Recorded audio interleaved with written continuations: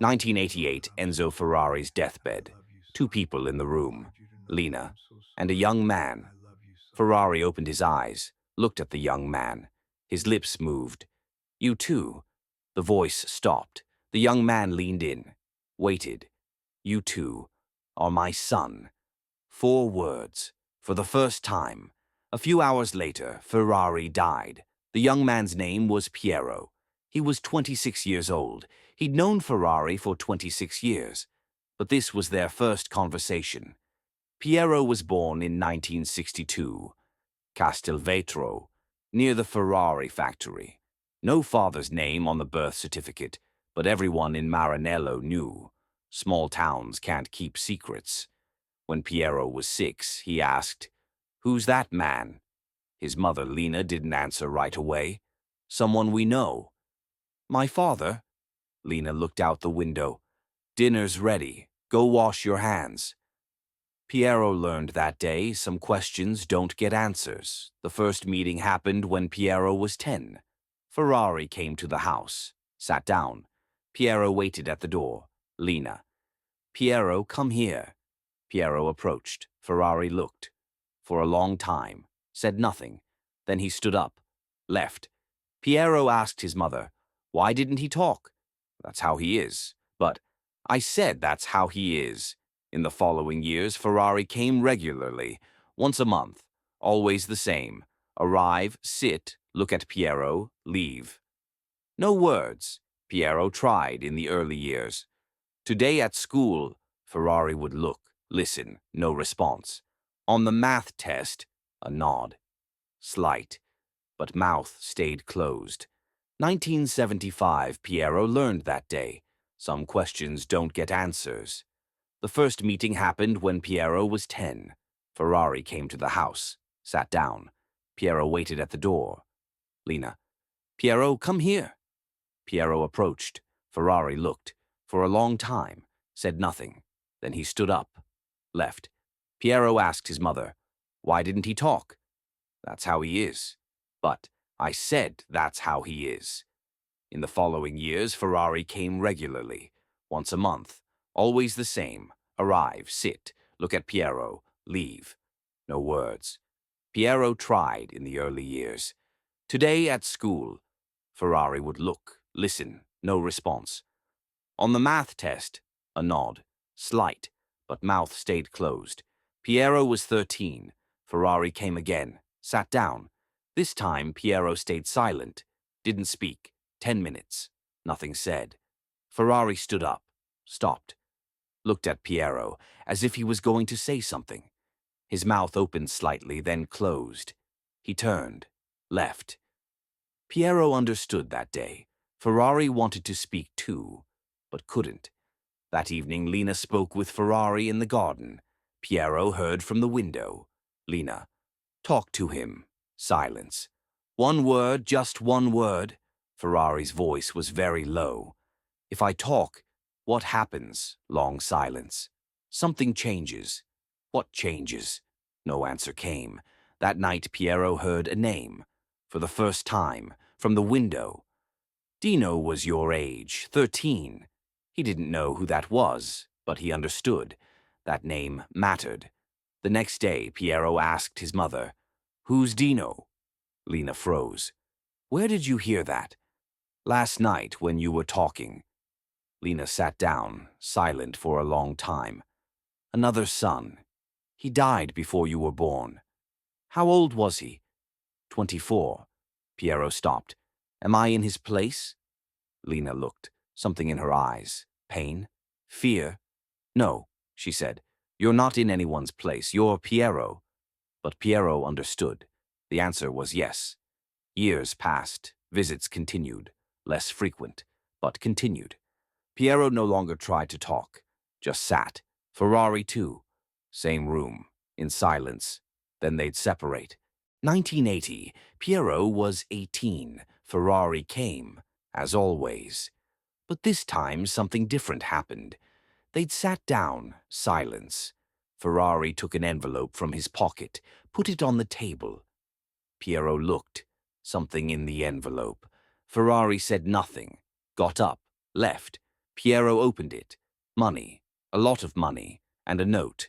Handwriting, just 2 words. For school. First written communication in 18 years. Piero went to university, engineering. Ferrari never asked what he was studying, but money came every semester. Silently, Piero graduated, found work, different city, but he returned every month to Maranello for his mother and for Ferrari, because Ferrari still came, more rarely, but he came. 1985. Piero was 23. He'd gotten married. A child was coming. He wanted to tell Ferrari. During a visit they were sitting. The usual silence. Piero spoke. "I'm going to have a son." Ferrari looked, really looked for the first time, not just with eyes, with his whole face. Piero waited. Something. Congratulations. Approval. Anything. Ferrari opened his mouth, then closed it. Stood up. Left. Lina called Piero later. Enzo cried. In the car. Sat and cried for a long time. Piero didn't know what he should feel. 1987. Ferrari was sick now. Visits stopped. Ferrari couldn't come. Piero started going instead, to Ferrari's house. He'd sit, Ferrari would sleep or be awake but silent. Piero would just be there, just like Ferrari had done for years. One day Ferrari woke up. Piero was there. He looked, then reached out his hand, very slowly. Piero took it. For the first time, in 25 years. The hand was cold, trembling. They held for 2 minutes, said nothing. Ferrari pulled his hand back, closed his eyes. Piero stayed, waited. August 1988. Final days. Ferrari could barely speak. But one morning he opened his eyes. Piero was there. "You too are my son." Piero didn't answer. Couldn't. Ferrari didn't continue. No other words. Just that. Piero didn't know if this was apology, acceptance, or something else. He closed his eyes. Cried. Ferrari closed his eyes too. A few hours later, he died. At the funeral, Piero sat in the back rows. Thousands of people, politicians, journalists. No one knew who Piero was. Officially, they learned when the will was read. Ferrari had left the factory to Piero, his sole heir. The press was shocked. Who is this man? Piero never gave an explanation. Just said, "I'm my father's son, that's all." Years later, a journalist asked, "How did you live 26 years without talking?" Piero didn't answer for a long time. Then, "Talking isn't just with words." But he never spoke. He was there, 26 years, every month, without talking. But he was there. Was it enough? Piero looked, his eyes somewhere far away. "I don't know," he said. "I still don't know." One father, 2 sons, one dead for 30 years, one alive but invisible. Ferrari never spoke to Piero. Why? Because he couldn't forget Dino? Because talking to Piero would be betraying Dino? Or because if he spoke, the second son would become real? And if he became real, he'd remember he could lose him too one day? We don't know. Ferrari never explained, except for those last 4 words. "You too are my son." What does this mean? You too, like Dino, in Dino's place, alongside Dino. Piero didn't know, still doesn't. Maybe Ferrari didn't know either. Maybe it was just the only thing he could say. After 26 years. Enough? Too late? Meaningful or meaningless? There's no answer, just one fact.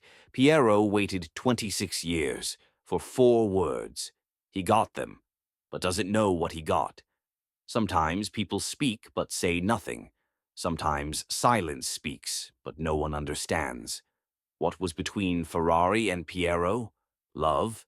Guilt? Inability to accept? Neither knew. Maybe not knowing was the heaviest part. What do you think?